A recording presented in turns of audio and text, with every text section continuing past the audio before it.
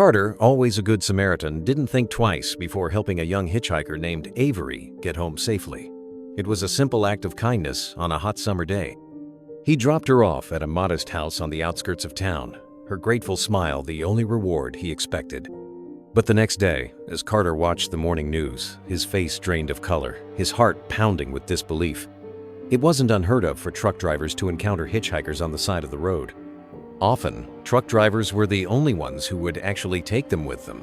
So when Carter saw a girl at the side of the road, not looking older than 12, he knew he couldn't drive past her.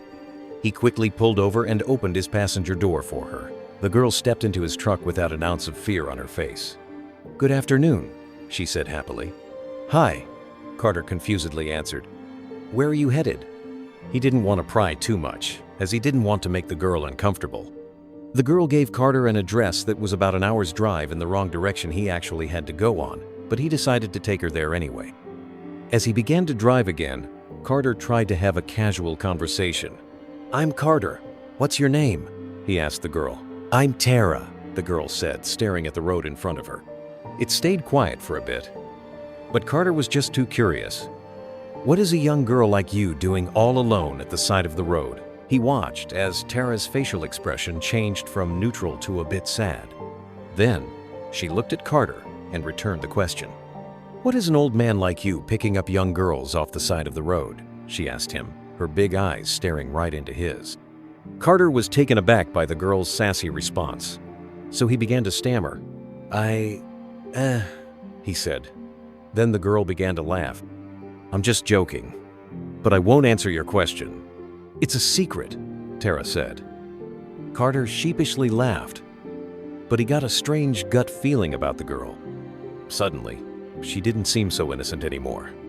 She actually seemed rather strange. He turned his attention back to the road, looking at his navigation for the time. He still had 45 minutes to go with the strange girl in his truck. Sometimes he would look at her through the corner of his eye, but she just sat there, staring in front of her in silence. Carter didn't know if she was just a little frightened to sit in a stranger's car or if there could be something else going on with the girl. A child had never made him feel this type of way before, which confused Carter even more. What could a little girl like her even do to a grown man? Carter sighed. He had to loosen up. It wasn't like him to act like this. Hell, last week he beat up a guy who was trying to cut in line without second-guessing himself, and now he was scared of a little girl? "So, are you going to your parents' house?" Carter asked, slicing right through the silence. The little girl seemed to startle a little from his sudden question. "Hey, no," she said, nothing more, nothing less. Then it was back to silence. Carter was done with the one-way conversation, so he turned on the radio and listened to music for the rest of the drive. Finally, they arrive at a house, modest house. It looked ordinary, like he could have lived there. The little girl stepped out of the truck, gave Carter a simple thank you, and slammed the door shut. Carter stayed until he watched the little girl enter the house, but he couldn't see who had opened the door as the person had stayed out of sight. Carter sighed in relief as he started his truck again. Now, he had to drive the hour back until he was back en route to his destination. Even though he was now an hour behind schedule, he was happy he was the one who had picked up the girl. He couldn't imagine how wrong this could have gone for her if someone else stopped before he did. While on his drive back, Carter couldn't stop thinking about the girl. She had left a mark on him and he couldn't seem to get rid of it. He turned on the radio again, hoping it would distract him a bit. Sadly, the news was on instead of a song. "The police are looking for," the news anchor said. But Carter never liked to listen to the news, so he zapped. He wouldn't make it to his destination for another 12 hours, so he had to find a place to sleep. He knew there was a truck stop in a couple of hours, so he decided to keep driving and stop there to sleep before he would resume his journey the next day. That night, Carter was tormented with nightmares. Around 4 in the morning, Carter woke up to police sirens rushing by. He was sleeping inside his truck at the side of the highway so that he could hear everything outside. Normally, he was a fast sleeper, but anyone would have woken up by the sound of 10 police cars rushing by. It seemed like it would never end. After Carter finally dropped off the cargo he was transporting, he made his way home. Totally exhausted, he sat down on the couch, a beer in one hand and a slice of pizza in the other. He turned on the TV, hoping one of his favorite shows was on. As he zapped through the channels, he suddenly stopped, almost choking on a bite. On the TV screen was a picture of the little girl he had picked up this afternoon. He couldn't believe it. He quickly turned up the TV volume to hear everything loud and clear. Sadly, the news broadcast was at its end, and all he could hear was, "If you know anything, call this number," followed by a phone number. With a quick grab for a pen, Carter scribbled down the number before it could vanish. His mind raced, thoughts tumbling over each other. What had happened to Avery since he last saw her? Why was her face on the news? There was a tightness in his chest, a mix of worry and confusion, as he wrote down the last digit of the number. Carter flipped open his laptop, fingers flying over the keyboard. He searched for Avery, for any news story, any scrap of information that could explain what he'd just seen. But the internet was quiet, too quiet. It was as if Avery had disappeared not just in real life, but from the digital world too. Each click led nowhere. Each search ended in frustration. Not giving up just yet, Carter dived deeper into the web. Social media, news archives, even missing person database, she checked them all. But it was like Avery had vanished into thin air. No posts, no news articles, nothing. It was puzzling, maddening. How could a girl on the news just an hour ago leave no trace behind online? Staring at the blank screen, Carter's worry for Avery deepened. The silence of the internet was loud in his ears. With every dead end, his determination grew. Something was off, and he couldn't shake the feeling that Avery needed his help. He couldn't just sit back. He had to do something.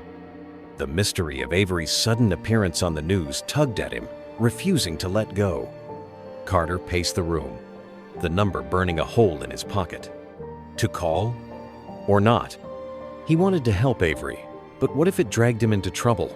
The choice felt heavy, loaded with consequences he couldn't predict. His mind was a battleground of what-ifs, each scenario playing out with a different ending, but none of them had a happy one.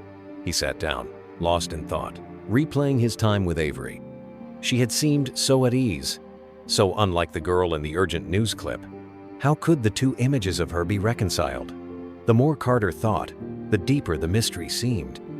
It was a puzzle with pieces that didn't fit, and he felt caught in the middle, unsure of his next move. The idea of reaching out to a friend crossed his mind. Maybe talking it through would help clear the fog. But who would understand? Who could guide him through this labyrinth without judging? The risk of involving someone else weighed on him, adding another layer of complexity to his dilemma. Yet, the need for a sounding board, for someone to bounce his thoughts off, was undeniable. Avery's face, calm and unaffected, haunted him. It was at odds with the panicked voice of the news anchor, calling for help. How could she be in danger, yet appear so tranquil in his truck? The dissonance was jarring, leaving Carter tangled in his thoughts. The contrast between the Avery he met and the Avery on the news twisted his gut with unease. After a night of tossing and turning, Carter's resolve solidified with the morning light. He couldn't ignore the nagging feeling in his heart. Despite the uncertainties, he felt a duty to act, to follow the thread of mystery Avery's image on the news had unraveled. Picking up the phone, he took a deep breath. It was time to dial the number, time to step into the unknown. With a shaky hand, Carter finally dialed the number. His heart thumped loudly in his chest, echoing in the silent room. He was ready to help, to do whatever it took to ensure Avery's safety. As the phone rang, his resolve grew stronger. He had stepped into this mystery, and now he was determined to see it through, no matter where it led. The ringtone droned on, each buzz a sharp reminder of the gravity of his action.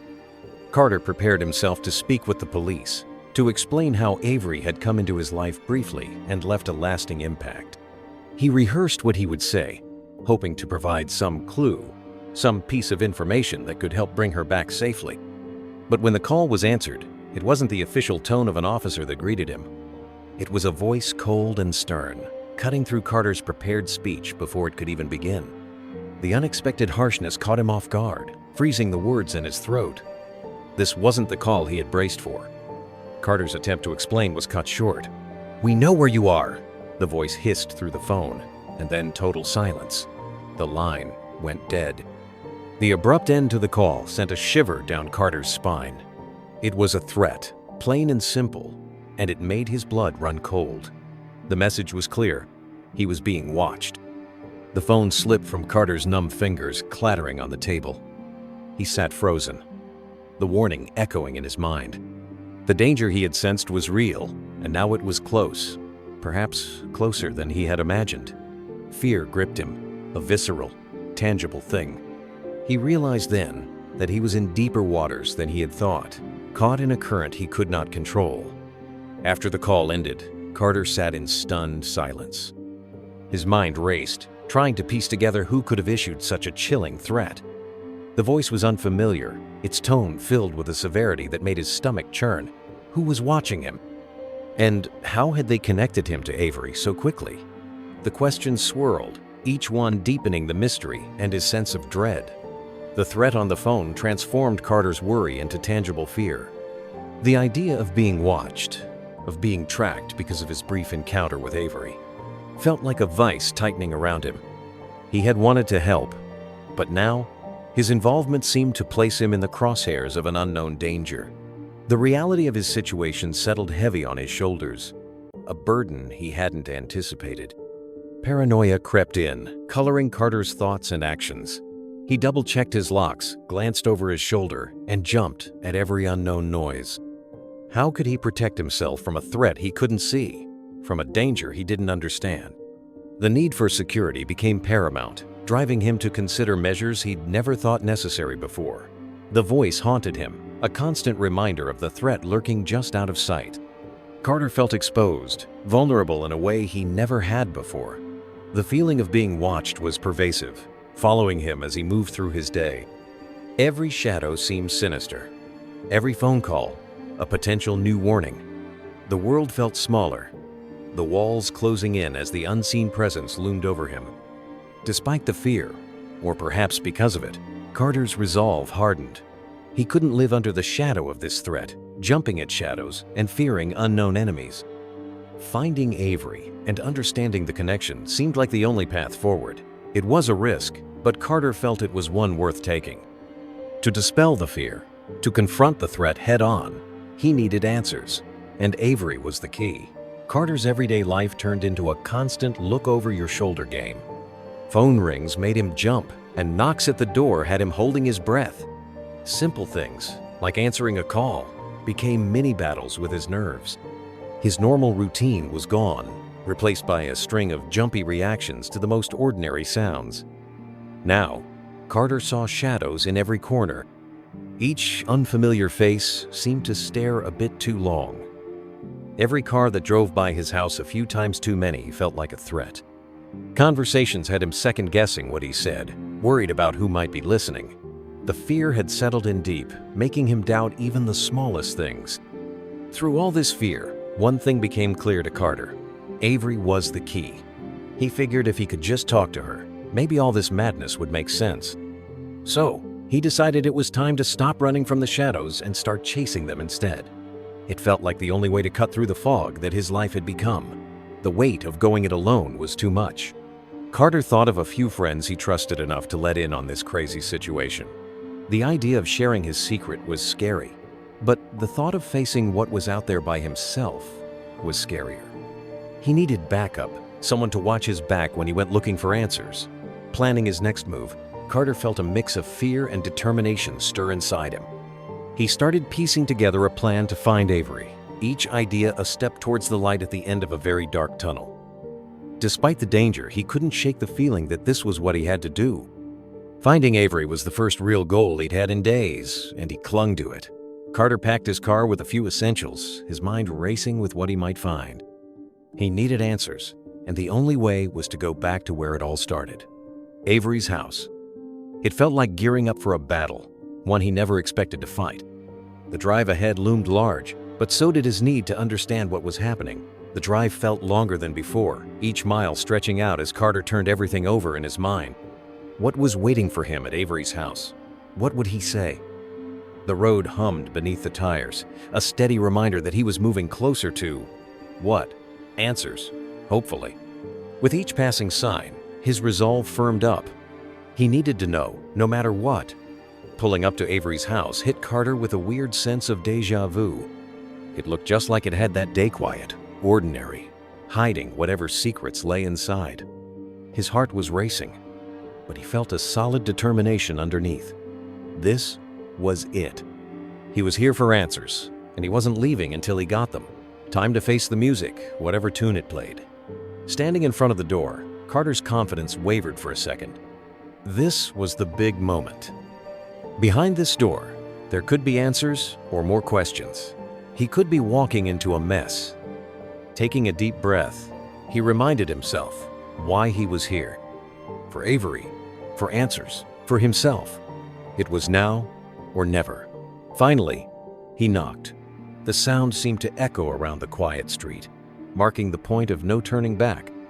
His heart thudded loud in his chest, each beat a reminder that he was right in the thick of it now.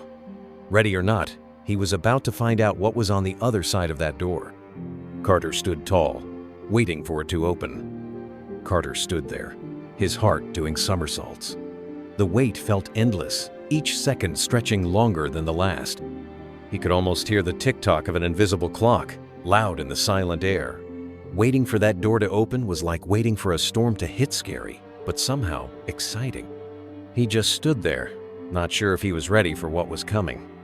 The door creaked open slowly, like a scene from a movie, unveiling not the sight Carter had braced himself for, but something entirely unexpected.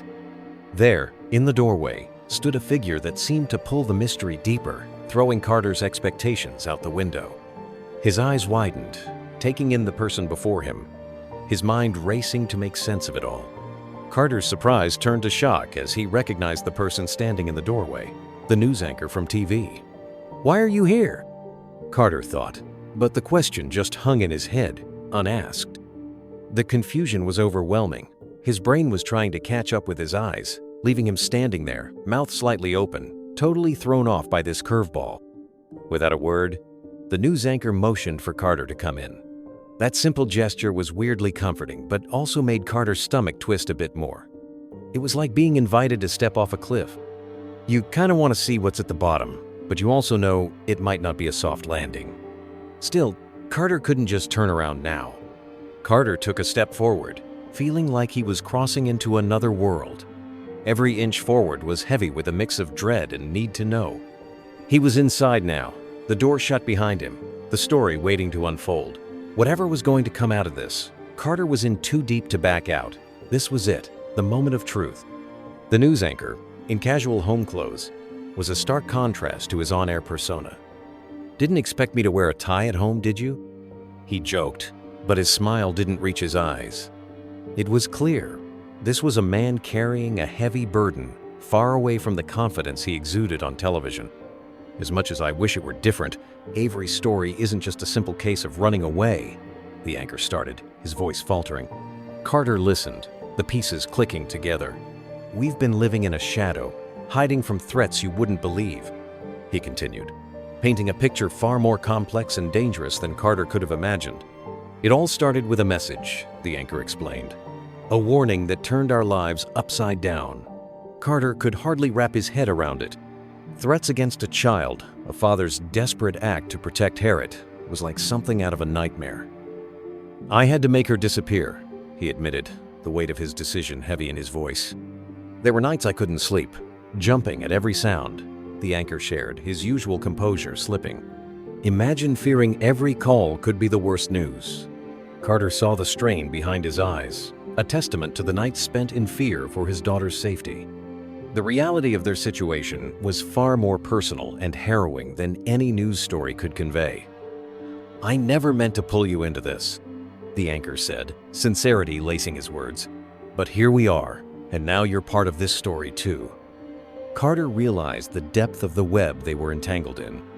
What started as a simple act of kindness had drawn him into a battle he never knew existed, linking their fates in a story of fear, protection, and a fight for safety. The news report about Avery, the calls. "It was all orchestrated to throw them off," the anchor explained, his voice steady but his hands betraying a slight tremor. Carter listened, the enormity of the deception sinking in. "We had to make everyone look the other way," he added, showing the lengths a father would go to protect his child from unseen threats. It's not just Avery anymore, Carter realized, the weight of the situation dawning on him. They know I'm involved now. The anchor nodded, the mutual understanding of their predicament hanging heavily between them. We're in this together, he said, acknowledging the risk Carter had unwittingly taken on. The shared danger forged an unexpected alliance, born of necessity and the instinct to protect. Sitting together, the reality of their situation became clear. They were under siege, bound by the threat against Avery. This isn't how I imagined our paths would cross, the anchor mused, a wry smile flickering. Carter couldn't help but agree. The connection, formed under the pressure of a gang's vendetta, felt like a makeshift shield against the uncertainty that loomed over them. As the hours ticked by, the tension in the room grew. Now, we wait, the anchor said, his gaze fixed on the silent phone. Carter felt the anxiety bubble up, the inactivity a stark contrast to the turmoil inside him. They exchanged stories of fear and fleeting hopes, a way to distract from the helplessness that threatened to overwhelm them as they awaited a sign of intervention. In the quiet moments, Carter's thoughts drifted to how a simple gesture of kindness had spiraled into a confrontation with a hidden world of danger. Never thought my life would turn into a thriller, he half joked, trying to lighten the mood. The anchor offered a weary chuckle in response. Both understood the gravity of their situation, caught in a storm they could neither predict nor control, waiting for a break in the clouds. As the night wore on, Carter and the anchor found themselves in deep conversation, sharing bits of their lives far removed from the shadow of danger. In another life, we could have been friends, Carter said, half smiling. The anchor nodded. Under different stars, perhaps. Their laughter, rare and fleeting, echoed softly, a reminder of the humanity behind the headlines and the crisis at hand. Carter couldn't help but admire the anchor's unwavering determination. "You've done everything possible for Avery," he observed, the respect evident in his voice. The anchor, looking weary but resolute, responded, "You find strength you didn't know you had when it's for your child." It was a lesson in resilience, in the face of unimaginable threats, that Carter would not soon forget. In the darkest hours, moments of hope flickered between them. They spoke of, "After this is over, daring to dream of calm after the storm. Maybe we'll all have a normal day again," Carter mused, trying to picture a future without fear. The anchor smiled. "A day without looking over our shoulders." It was a fragile hope, but it was theirs to hold on to. As dawn crept through the curtains, its light seemed to carry the promise of an end to their nightmare.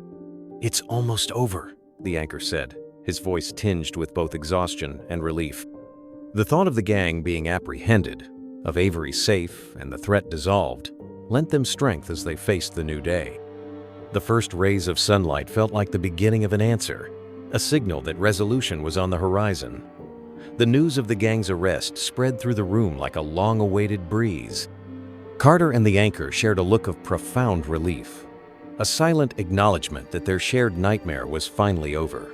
"It's done," the anchor sighed, the tension melting from his shoulders. The relief was palpable, a tangible thing that filled the space between them, sealing the end of their ordeal.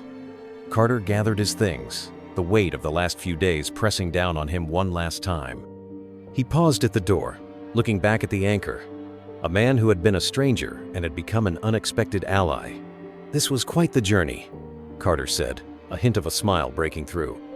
It was time to step back into his life, but he was changed forever. The anchor stepped forward, extending his hand. "I can't thank you enough, Carter. You've done more than you'll ever know." The handshake was firm, a symbol of their shared ordeal and mutual respect. "Take care of yourself," the anchor added, his voice thick with emotion. Goodbyes were said, but the gratitude lingered. A lasting bond formed under the most unlikely circumstances. Driving away, Carter's mind replayed the events, each moment a lesson in courage and compassion. He had stepped into a situation far beyond his expectations, driven by a simple desire to help. Now he understood the ripple effects of kindness, how one act could intertwine lives in unforeseen ways. He was leaving with more than he came, with insights into bravery, empathy, and the intricate dance of fate. As Carter merged back onto the road, the world seemed different, as if he was seeing it for the first time. The challenges he faced had carved out a new sense of purpose within him, a deeper appreciation for the bonds that tie us together. With the dawn of a new day, he felt ready to face whatever came next, armed with a newfound understanding of the power of human connection.